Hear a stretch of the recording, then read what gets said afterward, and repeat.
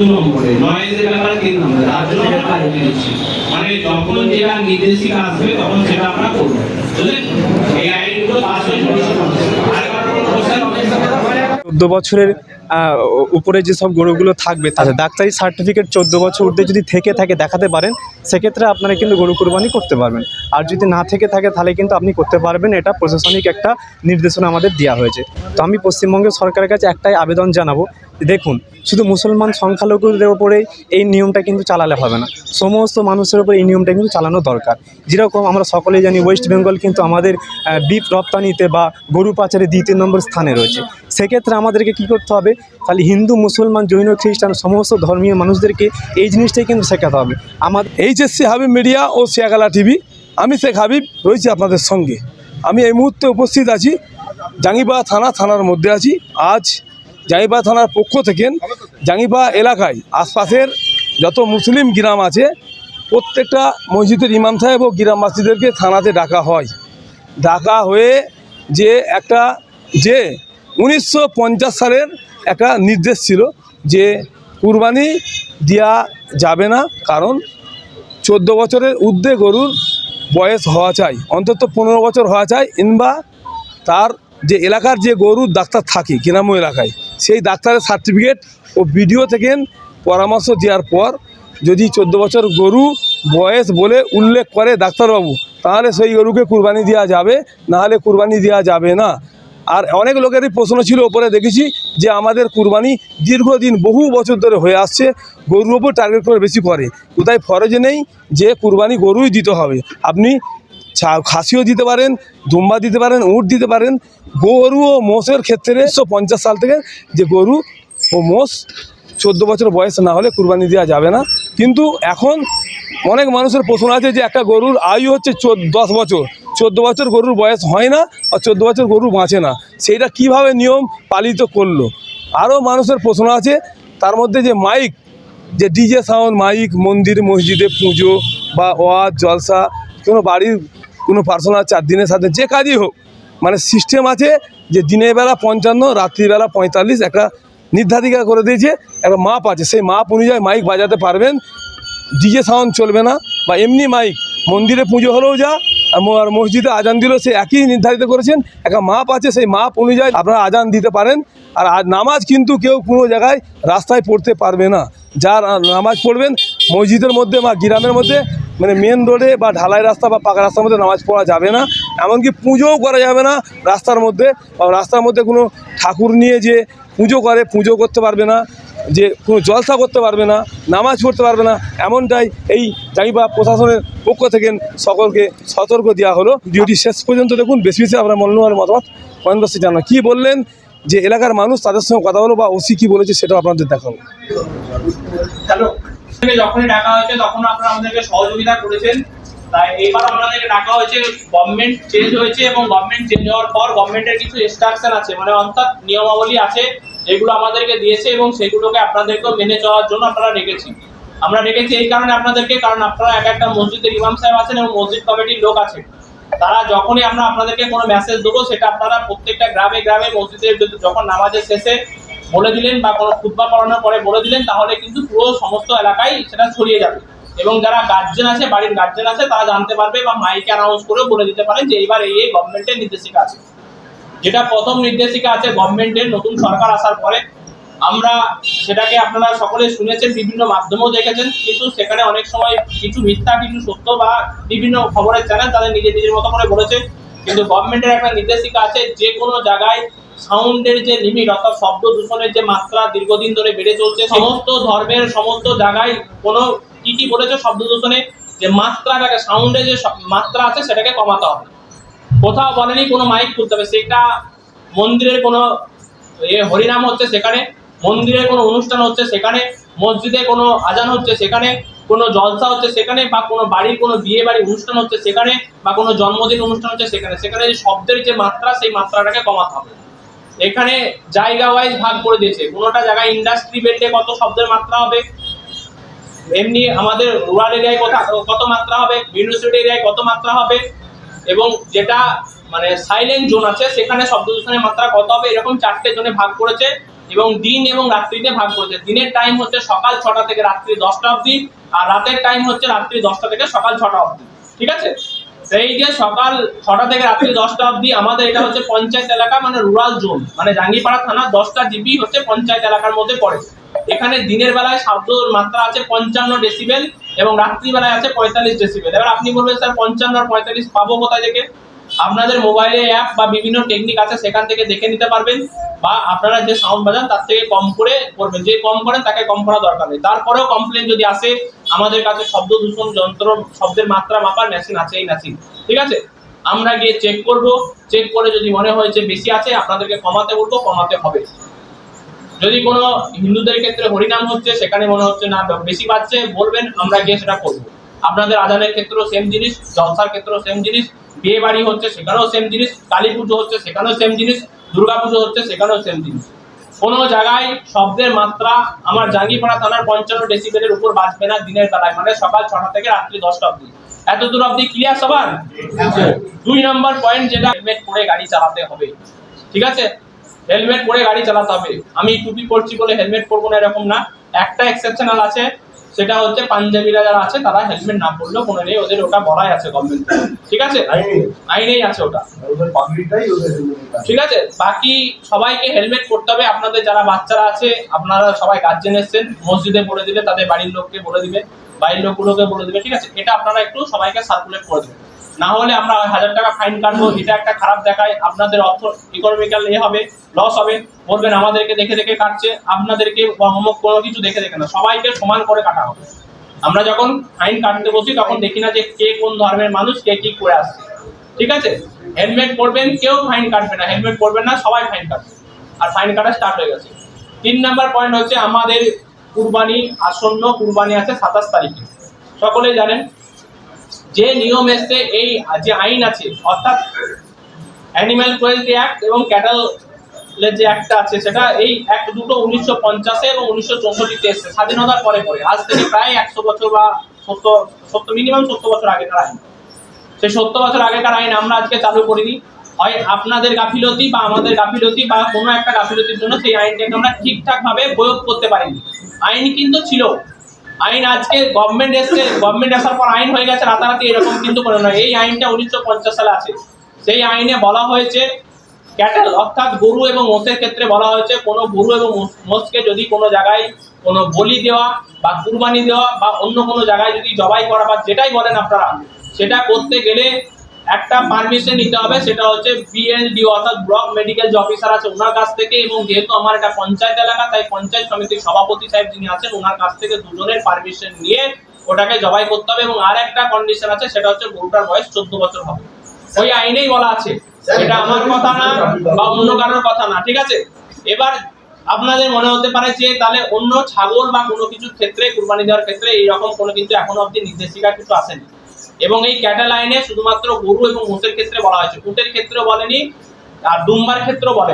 ঠিক আছে, সুতরাং উট ব্যান্ডই আছে, দুম্বা যদি কেউ কুরবানি দেন তাকে কিন্তু পারমিশন নিতে হবে না। এখনো পর্যন্ত আজকের ডেট অবধি নিতে হবে না, কালকে কি গভর্নমেন্টের নির্দেশিকা আসবে সেটা আমরা কেউ জানি না। ঠিক আছে, আজ অবধি নিতে হবে না, ছাগল নিলে আজ অবধি নিতে হবে না, এরকম ব্যাপার আছে। ঠিক আছে, এবার এটা কোনো জায়গায় বলিও হতে পারে, অনেক জায়গায় মোষ বলি দেয়, তাদের ক্ষেত্রেও সেম প্রযোজ্য। সেই বলি দেওয়া পশুটা যদি গরু বা মোষ হয়, তাহলে তার বয়স 14 বছরের উপর হতে হবে এবং এই দুটো লোকের কাছ থেকে পারমিশন নিতে হবে। ঠিক আছে, পারমিশনের অ্যাপ্লাই অথরিটি হচ্ছে বিডিও সাহেব। যে স্যার অ্যাপ্লাই কিভাবে করব, কেমন ভাবে করব, যদি কোনো কোশ্চেন থাকে আমাদের এখানে করবেন না, আমরা অ্যান্সার দিতে পারবো না, কারণ সেটা দিবে বিডিও সাহেব। বিডিওর সাথে আমার কথা হয়েছে ওভার টেলিফোনে, বিডিও সাহেব বলেছে যদি কারোর কোনো সমস্যা থাকে আমার অফিসে পাঠিয়ে দিবেন, আমি দেখে নেবো। ঠিক আছে, ওখান থেকে পারমিশন কেমন ভাবে করবে, কিভাবে, যে গ্রাম ওয়াইজ করবে না প্রত্যেকটা বাড়ি বাড়ি গিয়ে করবে, না বিএলডিও যে ডাক্তারবাবু আছে সে গিয়ে পঞ্চায়েতে গিয়ে বসে করবে, না ভিডিওতে করবে, সেটা ওনারা ডিসাইড করবে। যেমন অ্যাপ্লিকেশন করবে তার উপর বেসিস করে ওনারা করবে। ঠিক আছে, এই পয়েন্ট আপনি ক্লিয়ার? এটা গেল। আর 4 নাম্বার হচ্ছে, আপনারা এতদিন ধরে যে ভ্রাতৃত্বের পরিচয় দিয়ে এসছেন জাঙ্গিপাড়া থানায়, অর্থাৎ হিন্দু, মুসলিম, খ্রিস্টান, জৈন যারাই ছিল পাশাপাশি আমরা বাস করেছি, কখনো কোনো কমিউনাল হারমোনি পূর্ণ হয়নি, অর্থাৎ কোনো সাম্প্রদায়িক দাঙ্গা বা কিছু হয়নি। আপনাদের কাছে আমি আশা করব ভবিষ্যতের প্রজন্মে বা ভবিষ্যৎ দিনগুলোতেও যেন এর কোনো মানে অল্টারনেটিভ কিছু না হয় বা এর কোনো অযথা না হয়। যাতে সকলে যেমনভাবে বসবাস করছেন তেমনভাবে বসবাস করুন, শান্তিপূর্ণভাবে বসবাস করুন। আপনাদের মধ্যেই সবাই ভোট দিয়ে বিজেপিকে নিয়েছে, বিজেপি এমনি আসেনি বা কোনো সরকার, আমি কোনো পার্টির কথা বলছি না, আমরা যখন যাকে মনে হয় তাকেই নিয়ে আসছি, ঠিক আছে? আগে সিপিএম ছিল, তারপর টিএমসি হলো, এখন বিজেপি হলো, তাই কোনো সরকারই খারাপ না, প্রত্যেকটা সরকারই ভালো। আর আমাদের জন্য যা হচ্ছে সেটা আজকের ডেটের দিনে আমি বলছি ভালো হচ্ছে এবং আগামী দিনেও ভালো হবে, ঠিক আছে? কোথাও কোনো খারাপ হচ্ছে না বা কোনো কিছু যে চাপিয়ে দিচ্ছে সেটা না। আইন সবার জন্য সমান এবং সবার ক্ষেত্রেই প্রযোজ্য। কোনো ধর্ম, কোনো ব্যক্তি, কোনো বিশেষের বা কোনো একটা সম্প্রদায়ের উপর আইন তৈরি হয় না। আইন কিন্তু তৈরি হয় গোটা সামগ্রিক সমস্ত কিছু বিচার বিবেচনা করে, ঠিক আছে? এইরকম কখনোই মনে মনে ভাববেন না যে আমরা মাইনরিটি, আমাদের উপর চাপিয়ে দেওয়া হচ্ছে, জোর করে এই করবো, কোনো কিছু না। যাদের আপনাদের যারা 16-17 বছর বয়স যারা আছে, যাদের রক্ত গরম, আপনারা যেটা বলেন কথাই, কিন্তু রক্ত গরম করে বা উস্কানিমূলক কোনো কিছু তারা পা দিয়ে দেবে, তাদেরকে বোঝাবেন বাড়িতে, যেটা হচ্ছে সেটা ভালোর জন্য হচ্ছে, কোথাও কিছু যেন ঝামেলা না হয়। যদি আপনাদেরকে উস্কানি বা সুড়সুড়ি তাও দিতে চাই মনে হয়, সঙ্গে সঙ্গে আমাদেরকে ফোন করবেন। জাঙ্গিপাড়া থানা তথা হুগলি গ্রামীণ জেলা পুলিশ আপনাদের পাশে আছে সব সময়। থানা 24 ঘন্টা খোলা থাকে। আমার নাম্বার আপনাদের অনেকের কাছে আছে, না থাকলে আমি আজকে আবার আপনাদেরকে নাম্বার দিচ্ছি, আপনারা সেই নাম্বার নিয়ে যে কোনো সময় ফোন করতে পারেন। আপনাদের যদি কোনো রকম কোনো জিজ্ঞাসাবাদ থাকে, এখান থেকে মিটিং এ বের হয়ে যাওয়ার পরও আপনাদের মনে হাজার প্রশ্ন থাকতে পারে, আমাকে ফোন করতে পারেন, আমি ফোন ধরবো, আপনাদেরকে অ্যান্সার দেবো। হয়তো ব্যস্ত পেতে পারেন, কিন্তু কিছুক্ষণ পর ফোন করবে, আমি সবার ফোন ধরি না, ফোন ধরলে ব্যাক করি, ঠিক আছে? মিটিং এ একটা প্রশ্ন উঠে এসেছিল, সেটা আপনাদেরকে আমি বলে দিই। সেটা হচ্ছে যে স্যার, আমাদের কুরবানি তো আমরা অনেক দিন ধরে করি, আমরা ঈদের পরেই কুরবানির প্রোগ্রাম নিই, বা সেই অনেকের গরু কেনা হয়ে গেছে। আমি বলবো যাদের গরু কেনা হয়ে গেছে পারমিশন করান, যদি পারমিশন না করাতে পারেন গরু কিন্তু কুরবানি দেওয়া যাবে না। কোথাও কুরবানি, আমি নিজে মুসলিম, আপনারা বলবেন কোথাও বলা নাই যে গরুই কুরবানি দিতে হবে, আর কুরবানি কোথাও খরচ করা বলে বলে নেই, ঠিক আছে? সুতরাং গরু কেনা হয়েছে, গরু পুষুন বা বিক্রি করে দিন, ছাগল কিনুন, ঠিক আছে? কিন্তু আমি কিন্তু কুরবানির আগের দিন আমি গিয়ে সার্টিফিকেট চেক করব। সার্টিফিকেট না পেলে যদি কেউ কুরবানি দিয়েছেন, তাকে আইনে যা সাজা আছে সেটা কিন্তু নিতে হবে। তখন বলবেন না যে না স্যার এটা না, আইন কিন্তু আইনের জায়গায় থাকবে।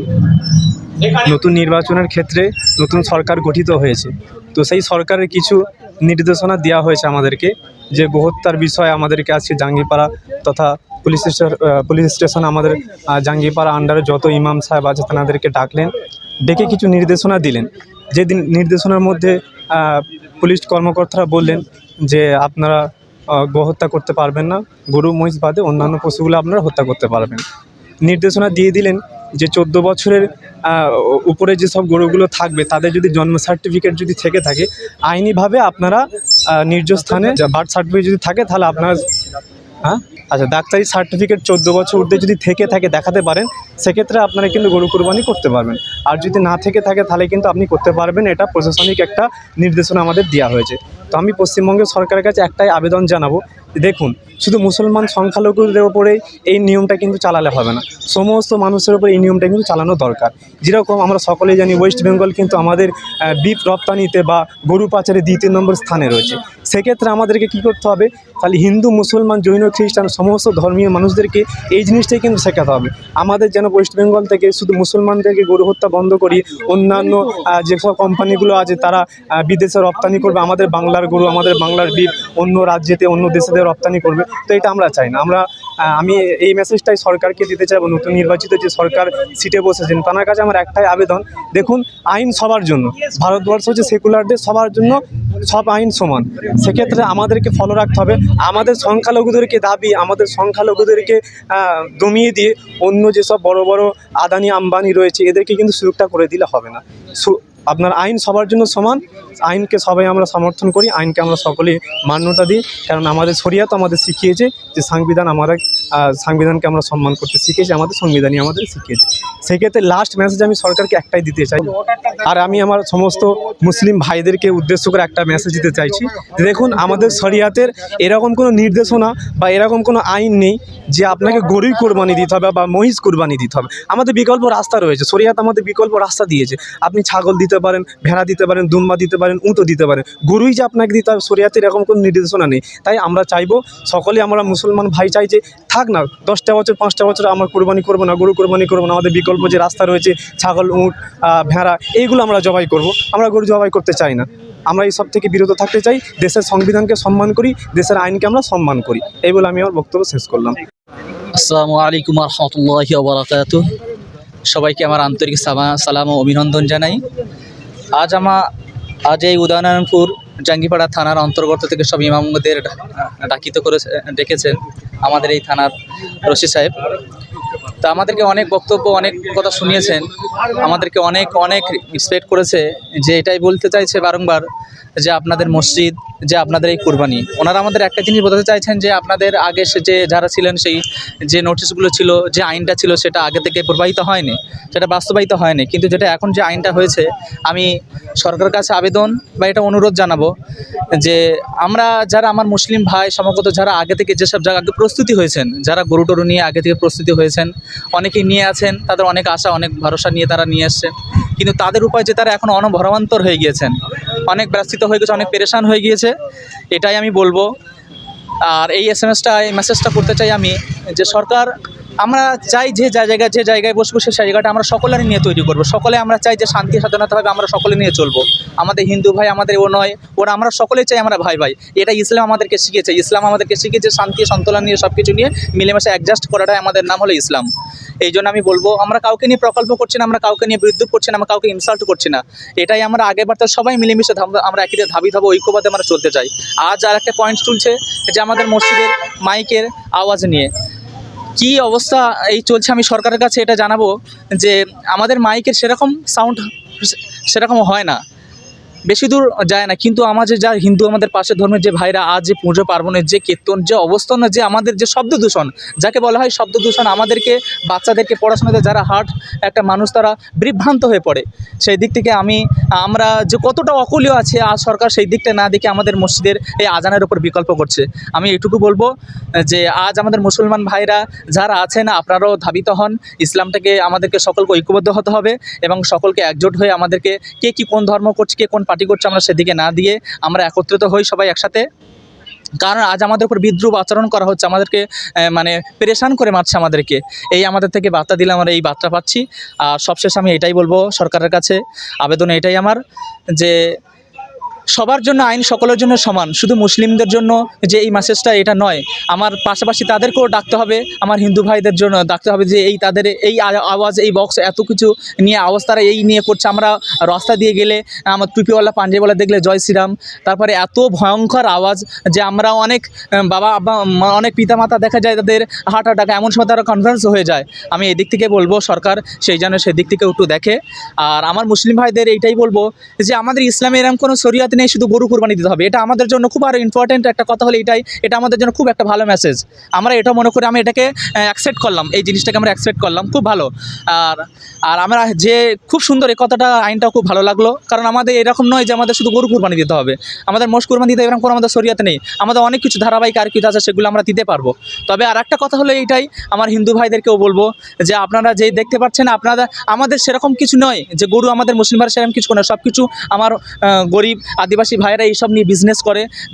যাদেরকে আর একটা বলবো মেসেজ এটাই দেবো, যেসব ভাই ও বাবা যে আমার যারা গরু রপ্তানি বাইরে করে, গোশ বাইরে রপ্তানি করে, তাদেরকেও বলবো আপনারা ভেবেচিন্তে কাজ করবেন, দেখবেন সব কিছু, যে কোনো সার্টিফিকেট যেগুলো চাইছে তারাও যেন, যেসব আমার হিন্দু ভাইরা যারা গরু নিয়ে আসছেন তারা যেন 14 বছরের বা ডাক্তার থেকে পরামর্শ নিয়ে সেই সার্টিফিকেটটা নিয়ে যেন এসে বাজারে বিক্রয় করতে পারে, এইটুকুই বলবো।